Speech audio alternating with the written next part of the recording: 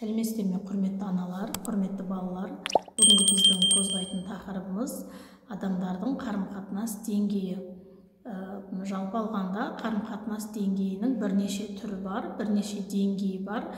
Ол деңгейлерді білгіңіз келсе, видеоны аяғына дейін көріп, лайк басып, комментарий жазып кетіңіз. Қолдауыңызға рахмет. Жалпы қарым-қатынас бұл адамды өзін бақытты сезінетін бірден бір құрал. Ол адамдарды күнделікті өмірден зеріккенде, жаман ойлардан арылу кезінде, күн тәртібінде қолданылатын жалғыз нәрсе. Өкінішке орай барлық қарым-қатынас жақсылыққа келмейді. Сол себептен біз бір-бірімізбен адамдардың арасында қарым-қатынасты дұрыстауымыз керек. Қазіргі таңда біздің адамдармен қарым-қатынасымыз аз. Себебі біз дұрыс сөйлесе білмейміз адамдармен, дұрыс тіл табыса білмейміз. Жалпы психология ғылымы қарым-қатынас деңгейін бірнеше деңгейге бөледі. Әр деңгейде өзіміздің жеке тұлғалық ретінде көрсету үшін, психологиялық әдістерді, психологиялық сөздерді және сөз тіркестерін көптеп қолданамыз. Енді деңгейлердің өзіне жеке-жеке тоқталсақ, бірінші деңгей ол қарабайыр деңгей. Қарабайыр деңгейде адамдар бір-бірімен әңгімелескенде байланысқа түскісі келмейді, мүлдем байланыс орнатқысы келмейді. Мысалы, кейбіреулер болады, өте сөзшең, адамдарды бір-бірімен шатастырып, сөзінен тайқытып отырады. Кейбір адамдар байланыс орнатуға бейім емес, үндемей, үн-түнсіз, қазақтарда айтады, дымы ішінде болып отыра береді. Ондай қарым-қатынасты біз қай кезде көрсетеміз? Мас адамға көрсетеміз, немесе бізді сыйламайтын ортада сондай қарым-қатынас көрсетеміз. Қарабайыр деңгей. Сіз кез келген ортаға барып, өзіңізден өзіңіз сөйлесіп, кірісіп кетпейсіз ғой. Жан-жақтағы ортаңызда, келген ортаңыз сізді қалай қабылдайды, солай сөйлесуге тырысамыз. Және де кейбір адамдар бар, орталар, адамдардың сөздерін шатастырып, ойын шатастырып жібереді. Сондай кезде сіз сабыр сақтап, керек болса даусыңызды қатаңдау қылып, қаттырақ қылып, ойыңызды, мақсатыңызды дұрыс жеткізуге тырысасыз. Екінші деңгей ол манипуляциялық жол. Манипуляциялық деңгей, яғни бұл деңгейде адамдар басқа адамдарға өзінің кейбір мақсаттарына жету үшін пайдаланады. Яғни бұл құрал деңгейін, яғни бұл қарым-қатынас деңгейін менеджерлер өзінің қол астындағы қызметкерлерге қолданады. Сонымен қатар дипломаттар келіссөз жүргізген кезде қолданылады. Немесе күнделікті өмірде ерлі-зайыптылардың арасында қолданылады. Әйелдер көбінесе ерлеріне белгілі бір нәрсені сатып алатын кезде қолданылады. Ол қолданыс түріне көптеген мақтау сөздер немесе қорқыту сөздер болуы мүмкін. Сол үшін осы деңгейде пайдалануға болады. Үшінші деңгей ол іскерлік деңгей деп аталады. Бұл жағдайда қарым-қатынас жасалатын адамдар бір-бірінің мінезіне, жасына, өмірлік ұстанымына, өмірлік көзқарастарына қарай қолданылады. Баса назар аударатын осы нәрселер адамдардың қарым-қатынасында. Және сонымен қатар әңгімелесу барысында мақсатына жетуге ықпал етеді. Яғни қандай да бір мақсатпен сөйлесіп тұр, ол адам сол мақсатқа жету үшін осы адамның бойындағы осы қасиеттеріне аса мән береді. Іскерлік деңгей әңгімелесушіге құрмет көрсетуге, байсалды қарым-қатынас көрсетуде қолданылады. Сонымен қатар бұл іскерлік сөйлесу деңгейі, іскерлік қарым-қатынас деңгейі отбасы мүшелерінің арасында да болуы мүмкін. Мысалға, туған туысқандардың арасында, ерлі-зайыптылардың арасында да көптеп қолданылады. Төртінші деңгей ол ойын деңгейі.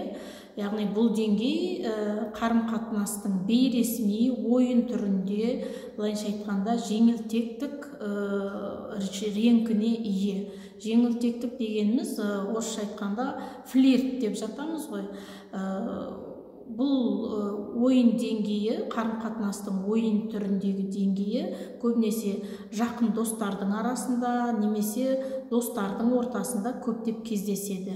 Яғни ойын қарым-қатынас деңгейі сонымен қатар ерлер мен әйелдердің арасында да көптеп кездеседі. Яғни жаңағы айтқандай бір-бірімен флиртовать еткен кезде көптеп қолданылады. Ойын қарым-қатынас кезінде бейресми қарым-қатынас болғандықтан әзіл-шыны аралас, бірақ орынды әзілдер айтып байланыс орнатуға болады. Сонымен қатар бұл қарым-қатынас түрі неформальны, бейресми қарым-қатынас түріне жатады. Бесінші деңгей ол рухани деңгей. Адамдар рухани деңгейде бір-біріне деген сезімдерін, бір-бірінің арасындағы тәжірибелері, яғни бастан өткен оқиғалары, не болмаса өмірден алған тәжірибелерін бөліседі. Сонымен қатар тілектерін айтады бір-біріне, өмірдің рухани мәні туралы айтылады. Яғни өзінің ішкі әлемін барынша ашуға тырысады. Яғни адам өзі қандай болса, ол адамды да соншалықты әңгімеге шынайы екендігін көрсетеді. Бұл әңгіме құру деңгейі, яғни бұл қарым-қатынас деңгейі көбінесе туған туысқандардың арасында, ерлі-зайыптылардың арасында болып жатады. Сонымен қатар бұл рухани деңгейді біз имамдармен сөйлескенде де қолданып жатамыз.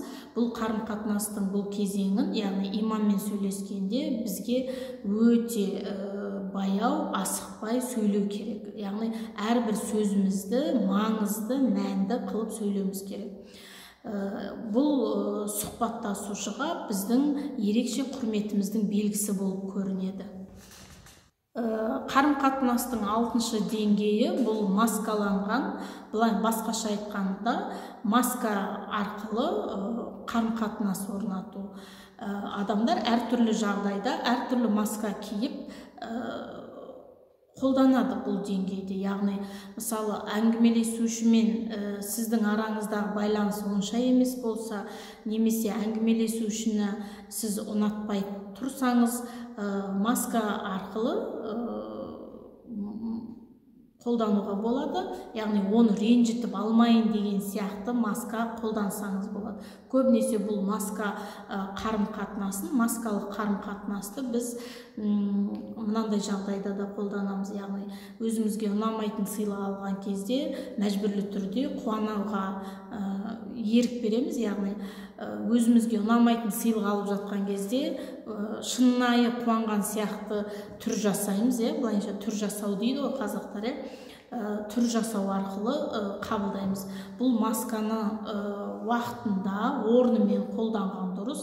Себебі маска қарым-қатынасын өте ұзақ уақыт қолданатын болсаңыз, өзіңіздің шынайы бет бейнеңізден айырылып қалуыңыз мүмкін. Шынайы бейнеңізге қайта келу өте қиын болады. Сондықтан әрбір қарым-қатынас деңгейлерін қолдану барысында біз өзіміздің сезімдерімізді, өзіміздің идеяларымызды дұрыс қолдана білуіміз керек, және әрбір қарым-қатынаста өз орнымен пайдалану керек. Сол себепті қандай да бір қарым-қатынас құру үшін, адамдармен байланыс орнату үшін бізде сөздік қор көп болу керек. Яғни кітапты молынан оқуымыз керек. Сонымен қатар паразитті сөздерден лажы барынша арылуға тырысу керек. Дұрыс қарым-қатынас, дұрыс таза сөйлеу, шебер таңдалған деңгей, бұның бәрі біздің мақсатқа жетуімізге, өмірді жақсы сүруімізге, өзімізді өмірде жақсы сезінуімізге жетелейтін бірден бір көмек құралы десек те болады.